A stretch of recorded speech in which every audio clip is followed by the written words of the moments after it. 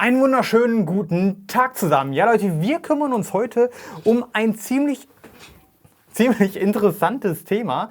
Es geht nämlich heute um die Seriensteuerung der Jack & Denny J&D AG1 und darum, wie hört die sich eigentlich mit besseren Seiten an. So, Thema Seriensteuerung. Damit fangen wir an. Es ist natürlich sehr schwer, eine Seriensteuerung rauszufinden, wenn man nur eine von diesen Klampfen hat. Aber da kam mir mein Bruder wie gerufen, weil mein Bruder möchte jetzt gerade Gitarre spielen anfangen und hat mir gesagt, ey Alex, was kann ich mir eigentlich kaufen? Was ist eigentlich für richtig kleine Kohle okay? Da habe ich gedacht, nimm die.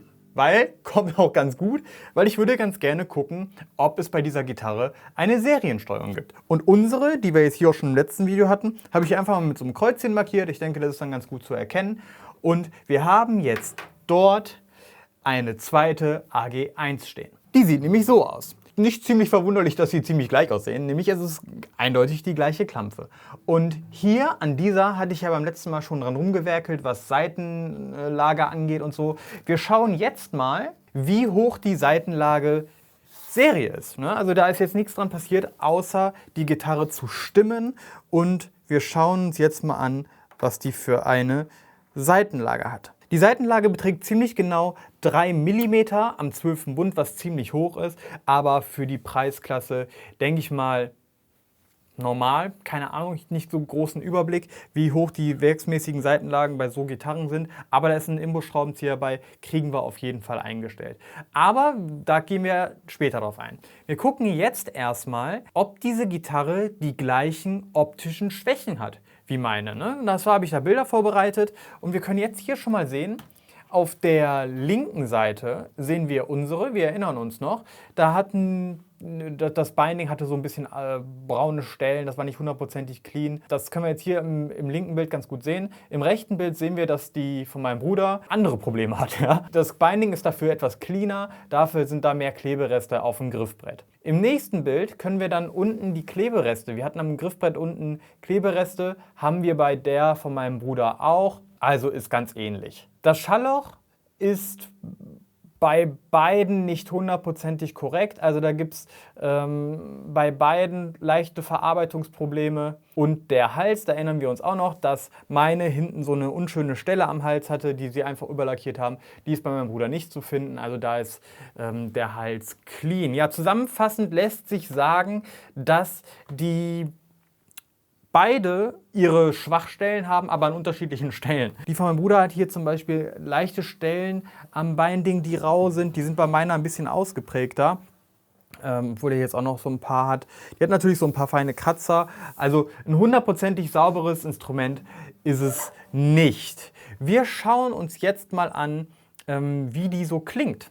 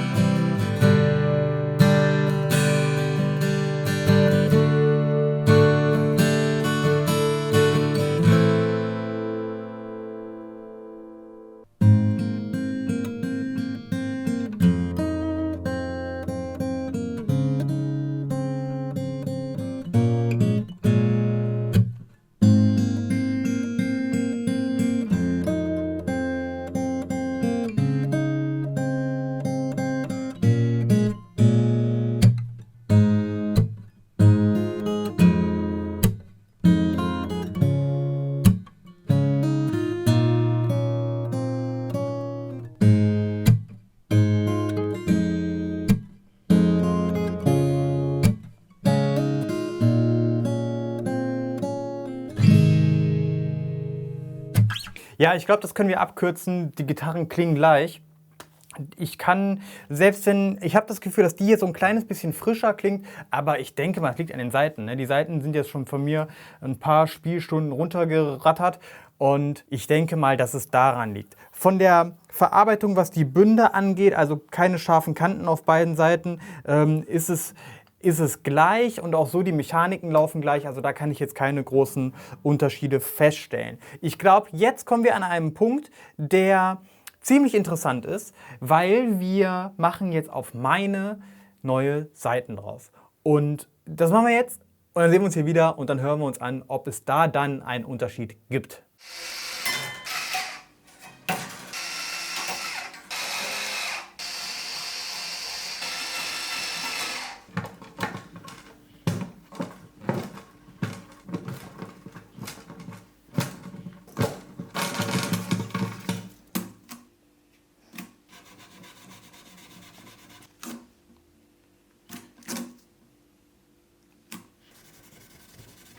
...298 gefrorene Burger später.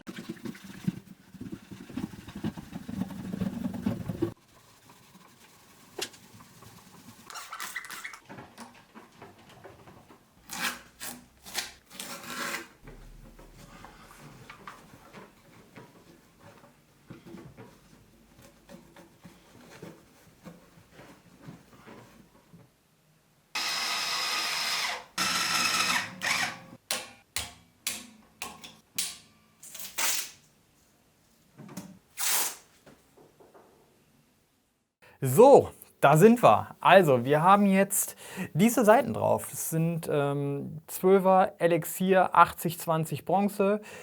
Warum diese Seiten, kann ich euch sagen, weil die klingen ein bisschen bassiger als die Phosphorbronze, die ich sonst immer drauf mache. Und ich habe einfach das Gefühl, dass so eine Seite bei einer kleinen Gitarre so ein bisschen mehr Bass noch gibt. Ja, das war jetzt so mein Gefühl. Und wir schauen uns jetzt mal an, wie diese Gitarre so klingt. Wir stellen jetzt noch bei der Gitarre von meinem Bruder den Hals ein, damit die noch mal ein bisschen flacher kommt, weil der fängt ja jetzt gerade erst an zu lernen. Und dann wäre es doch ganz schön, wenn er mit einer relativ flachen Seitenlage startet.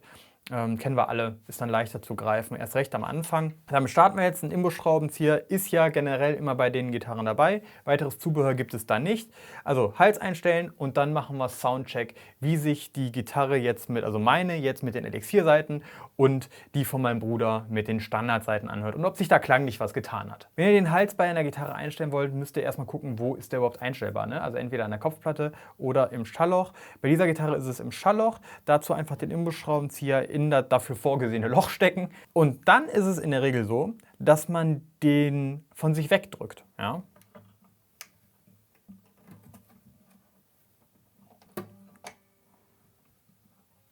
Ich habe jetzt zweimal so einen gegeben. Wir stimmen das Ding jetzt noch mal kurz durch.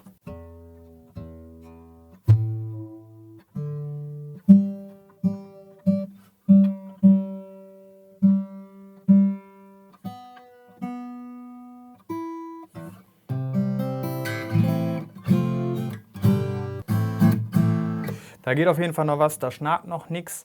Daher können wir dem ruhig noch mal einen geben.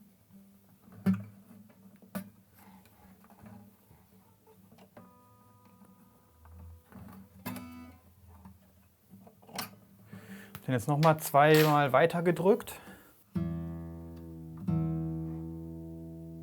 Wichtig ist, dass ihr dann auch wieder neu stimmt, ne? Weil der Hals, den drückt ihr damit nach hinten. Also den drückt ihr durch die Schraube nach hinten und dadurch werden die Saiten halt nochmal extra gespannt.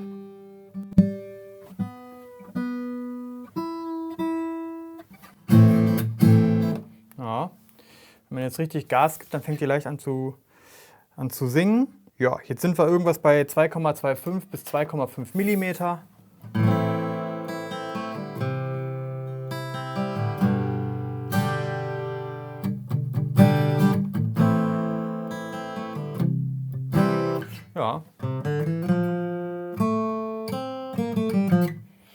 Ja, würde ich sagen, ist eine Seitenlage, mit der ich jetzt auch selbst arbeiten würde. Ne? Das ist halt das Wichtige, darauf kommt es an.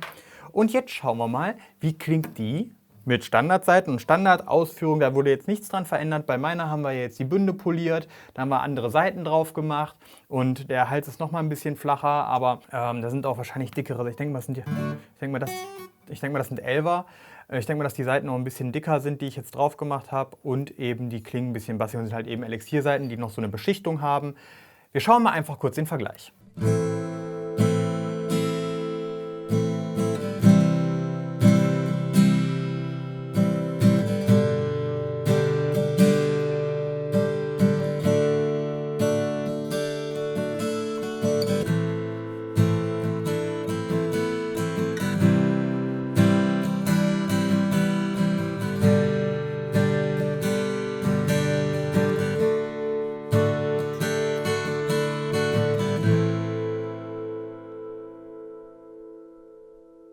Im Übrigen fällt mir jetzt nicht nur auf, dass die Gitarre etwas voller klingt und irgendwie wärmer und die Bespielbarkeit ist angenehmer durch die Beschichtung auf den Elixierseiten.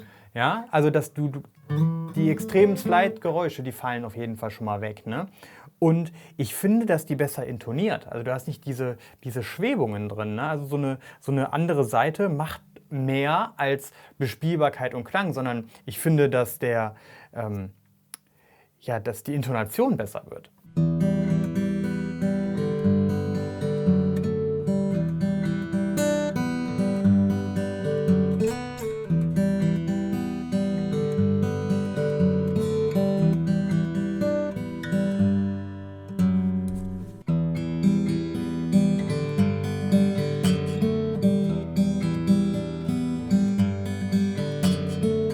Nee.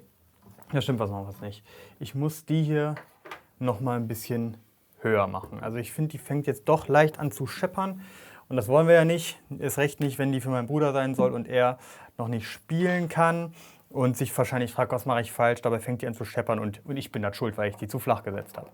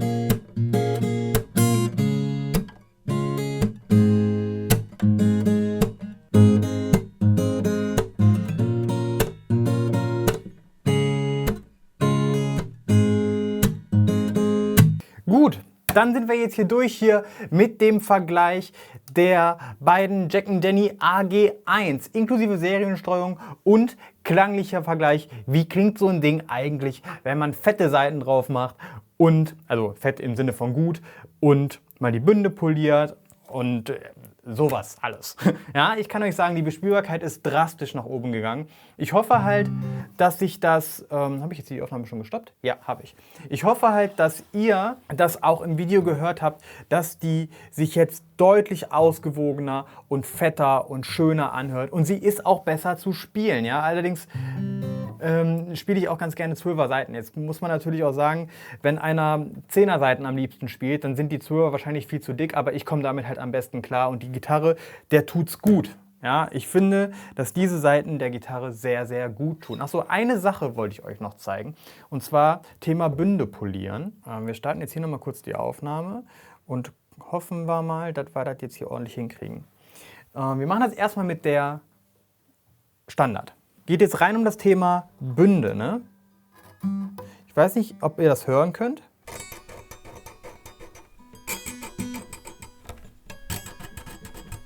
Ja, das ist schon ziemlich rau und es fühlt sich an, wie als wenn man über so ein... Hier. Wie als wenn man über so Schmirgelpapier drüber raspelt. Ich gehe mal davon aus, dass es jetzt hier nicht ganz weg ist, aber...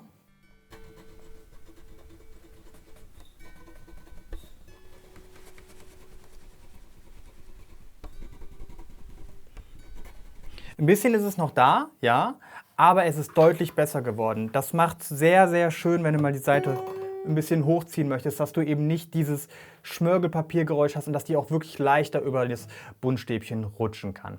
Ja, damit sind wir jetzt wirklich durch. Ich hoffe, euch hat dieses kleine Video hier gefallen und vor allem diese kleine Videoreihe zur Jack Denny AG1. Wobei, ich will eigentlich nochmal so ein ganz gemeines Video machen, das Ding mal gegen so eine Taylor vergleichen oder so. Könnt ihr mal in die Kommentare schreiben, was ihr davon haltet, ob ihr Bock auf so einen Vergleich habt mit so einer Billigsklampe gegen eine ganz, ganz teure.